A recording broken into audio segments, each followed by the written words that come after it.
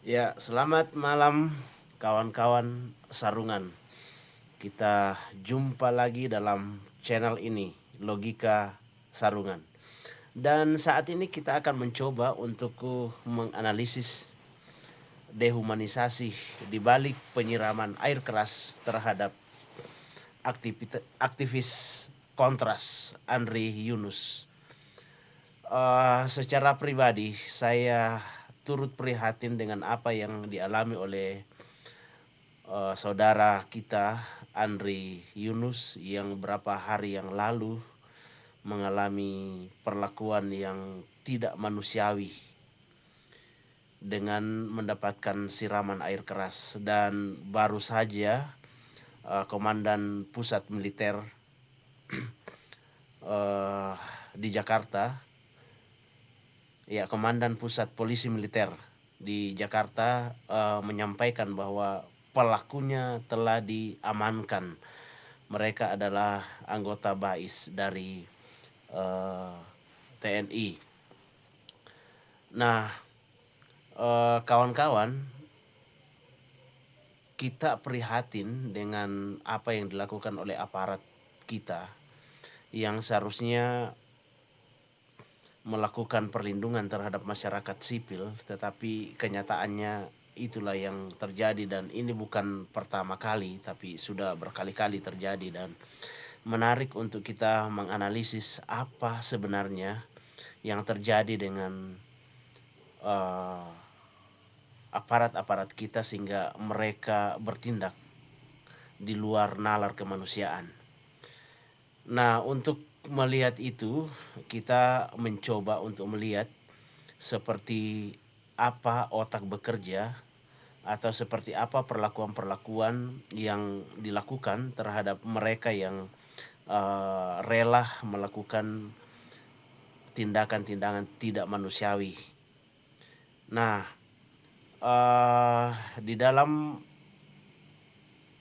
neuroscience secara khusus, dan juga saya pikir ilmu-ilmu sosial dan antropologi mengungkap bahwa kita hari ini adalah produk biologi dan dunia sosial kita. Jadi perilaku tidak manusiawi yang dilakukan oleh penyiram air keras terhadap saudara Andri Yunus ini bukanlah reaksi spontan. Ya, bukanlah perilaku yang muncul secara tiba-tiba, tetapi ini adalah hasil pemrograman yang kita kenal dengan imprint atau imprinting. Jadi ada pemrograman yang menyebabkan orang bisa bertindak secara dehumanisasi atau kehilangan nilai-nilai kemanusiaan. Nah,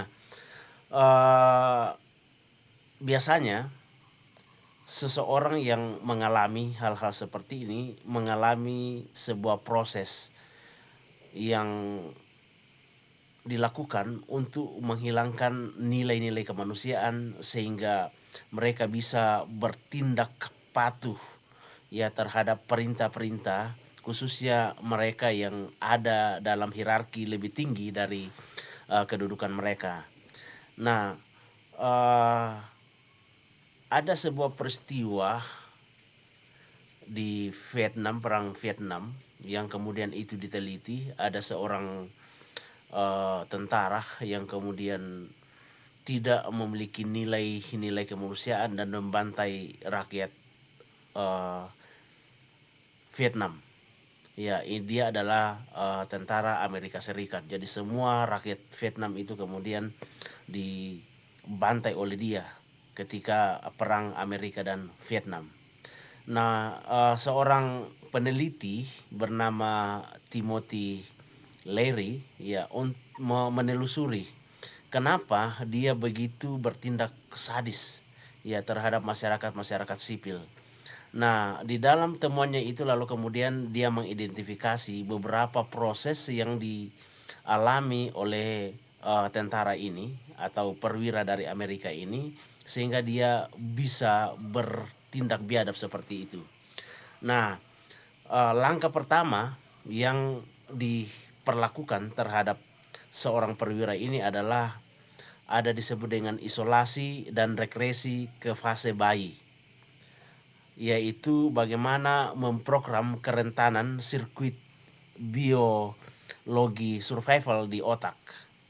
Nah, atau langkah ini ya adalah semacam proses untuk mengisolasi individu dari masyarakat sipil dengan cara memutus semua dukungan yang biasanya mempertahankan realitas selamanya. Jadi tentara ini menurut Timothy Leary, dia kemudian diambil dari keluarga, lalu kemudian itu diputus semua hubungan dengan keluarga, tidak bisa berkomunikasi keluarga, dan kebutuhan-kebutuhan dasarnya seperti makanan, pakaian, dan tempat tinggal itu dikendalikan sepenuhnya oleh institusinya. Tentunya institusi militer di mana perwira ini bekerja atau mengabdi. Dengan menggunakan taktik kejutan fisik, disorientasi dan ancaman dari figur otoritas yang baru ini, ya otak rekrutan, ya dalam hal ini tentara tadi, mendeteksi bahaya dan secara otomatis mematikan pemikiran rasionalnya. Jadi diputuskannya hubungan dengan masyarakat sipil itu menyebabkan dia kehilangan pemikiran rasional. Jadi ia direduksi menjadi seperti bayi yang rentan dan sangat bergantung pada komandannya untuk bertahan hidup. Jadi itu langkah pertama yang dilakukan. Jadi ada semacam sistem yang dibuat untuk bergantung sepenuhnya kepada komandannya ataupun institusi di mana dia bekerja. Jadi itu yang pertama. Dan langkah yang kedua yang dilakukan oleh institusinya terhadap tentara Amerika ini, yaitu apa yang dikenal dengan penghancuran ego dan hierarki baru atau pembentukan sirkuit emosional. Nah, dalam fase ini ya seorang rekrutan ya terus-menerus dibuat merasa tidak berdaya, tidak mampu, kerdil dan salah. Ya. Jadi penghinaan dan tekanan dari komandan menghancurkan ego sipil mereka. Jadi ada sebuah sistem yang kemudian dibentuk untuk selalu mendoktrin dia bahwa dia adalah pribadi yang tidak berdaya, pribadi yang tidak mampu dan selalu salah di mata komandan. Setelah mereka merasa sepenuhnya bergantung, barulah institusi tersebut mengizinkan mereka untuk perlahan naik pangkat dalam hierarki atau yang dikenal dengan pecking order yang baru dan menjadi bagian dari kelompok terpilih. Nah, ketaatan mutlak ini adalah menjadi satu-satunya cara untuk mendapatkan kembali status dan harga diri. Jadi setelah mereka kemanusiaannya itu direndahkan, ya, lalu kemudian mereka dibentuk menjadi seorang yang taat secara emosional, secara sadar, ya secara otomatis, ya.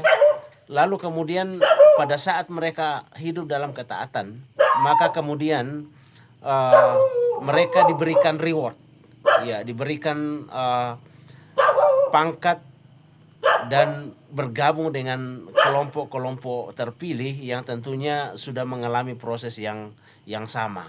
Jadi ini membuat mereka akan kembali status harga dirinya dengan melakukan itu, bahwa mereka akan merasa berharga, mereka akan menjadi seorang yang dianggap penting ketika mereka hidup dalam ketaatan.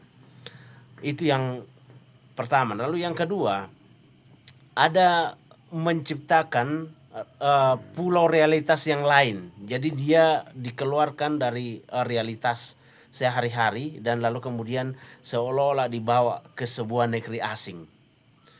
Nah, setiap hari di sana, ya, mereka kemudian dijejali dengan jargon, konsep dan realitas yang baru tentang dunia baru mereka.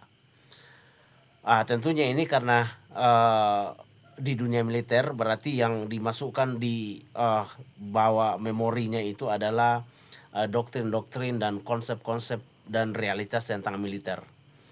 Nah, institusinya secara efektif ya membangun sebuah pulau realitas yang sama sekali baru, ya, yang terisolasi dari kelompok-kelompok sosial, pergaulan-pergaulan sosial khususnya dunia sipil. Nah, dalam keadaan seperti ini, lalu kemudian moralitas dunia luar itu terdegradasi, seperti etika agama, kemudian belas kasih dan HAM tidak berlaku. Ya, jadi mereka terdegradasi secara emosional, bahwa hal-hal seperti itu tidak berlaku dalam konsep mereka. Akibatnya, ketika mereka berhadapan dengan warga sipil, ya seperti aktivis misalnya, kalau di dalam konteks yang kita bahas hari ini, mereka melihat mereka itu sebagai entitas yang lain atau orang asing dan berada di luar kelompok perlindungan mereka. Nah, inilah yang menyebabkan terjadinya dehumanisasi karena proses tadi itu. Jadi mereka dibawa ke dunia asing, ya, lalu kemudian atau dunia realitas yang baru, lalu kemudian ketika dilepas ke masyarakat, maka mereka akan melihat orang-orang yang melakukan perlawanan atau dalam tanda kutip mengganggu kenyamanan institusinya ataupun institusi negara, itu kemudian dianggap sebagai orang asing dan layak untuk diperlakukan secara tidak manusiawi. Nah, pada akhirnya ya tujuan utama dari langkah-langkah tadi itu adalah pencetakan ulang seorang pribadi yang dikenal dengan re-imprinting. Ya, artinya tadi diambil dari dunia sosial yang kemudian sebenarnya pemahamannya berbeda, lalu kemudian dibawa dalam sebuah komunitas yang berbeda sama sekali, lalu kemudian di situ diprogram. Jadi dia kemudian terjadi re-imprinting, ya, saraf. Dan untuk memastikan ketaatan buta di saat krisis. Jadi mereka akan diuji ketaatan kebutanya. Nah, karena itu seorang atasan ya akan memberi perintah untuk menyerang atau membunuh misalnya, gitu ya. Dalam hal ini bisa saja ke aktivitas-aktivitas lain, ya.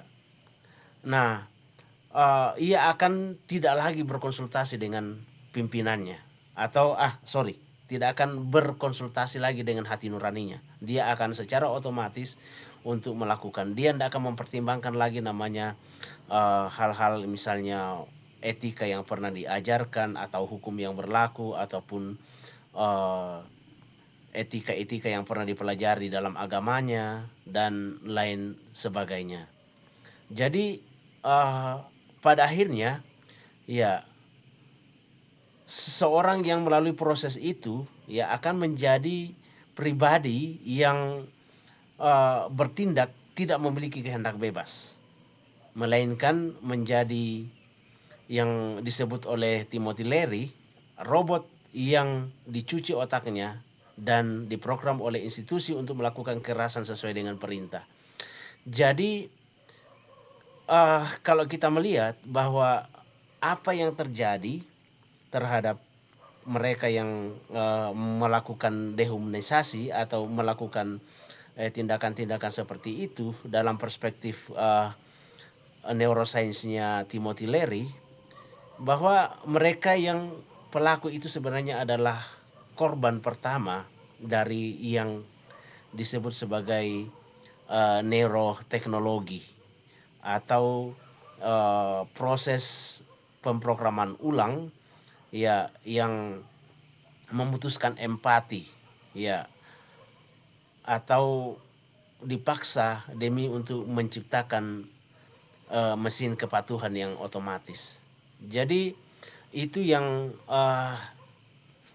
kira-kira ya ini kita belajar, bukan untuk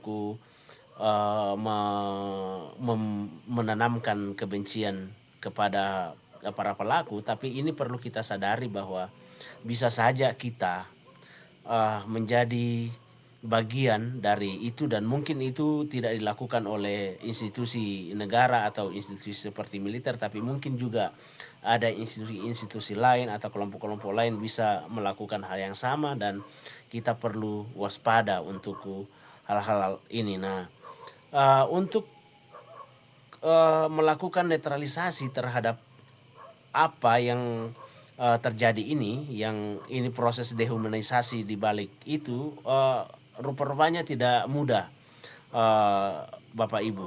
Jadi itu cukup rumit ya, bahkan perlu usaha ekstra bagaimana seseorang ya akan kembali di situ. Tapi ada hal-hal yang sederhana yang ditawarkan oleh Larry. Dia mengatakan begini, bahwa hal yang pertama yang perlu dipahami oleh seseorang yang masuk di dalam area itu harus memahami bahwa otak ini memang bekerja sebagai pemrograman yang masuk di dalam kepala kita. Karena itu otak kita atau pemikiran-pemikiran kita perlu kendalikan, kita perlu sadari bahwa kita perlu membuka pemikiran-pemikiran kita bahwa teori-teori yang ada atau pemrograman yang ada atau narasi-narasi yang ada itu tidak sepenuhnya benar. Ya, masih ada kebenaran-kebenaran lain yang perlu kita pelajari. Jadi ini perlu kita membuat kepala kita atau otak kita untuk lebih berpikir tentang keberagaman, bahwa doktrin-doktrin yang diberikan kepada kita itu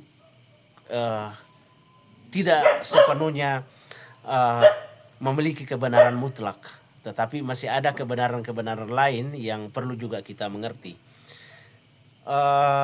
Larry juga menawarkan bahwa ternyata juga untuk kalau proses-proses itu sudah dilalui, ya ada juga harus minum obat ya, menurut Larry, bahwa ada obat-obatan yang bisa merangsang neurotransmitter di otak untuk menjadi lebih terbuka untuk memperoleh pemahaman-pemahaman yang baru kalau mengalami hal seperti ini. Ya, mungkin itu bisa dikonsulkan kepada dokter-dokter saraf dan lain. Tapi ada hal-hal praktis yang juga bisa dilakukan ya, langkah-langkah yang perlu dilakukan di dalam proses reprogram ulang dari seseorang yang telah mengalami proses pencucian otak ini ya, dengan cara yang sederhana bisa dilakukan. Di sini di catatan saya ada beberapa hal yang bisa dilakukan. Yang pertama itu mendengarkan musik klasik ya setiap hari untuk menjadi lebih rileks ya, seperti musik Mozart dan lain-lain. Itu sarannya untuk menjadi lebih rileks, untuk merilekskan otak yang sudah terlanjur menjadi kaku karena hanya diberikan pemahaman-pemahaman yang monoperspektif. Lalu di pagi hari kita bisa katanya bisa berjalan lari-lari pelan ya, olahraga, jogging, lalu bahkan mengubah pencahayaan rumah juga itu, karenanya itu hal yang penting ya, dengan lampu spektrum penuh ya selama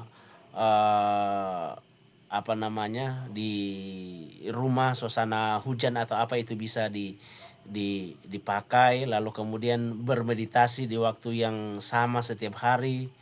Lalu yang terpenting juga adalah menonton media atau film-film yang menantang rasionalitas atau logika kita, sehingga itu bisa terlepas. Jadi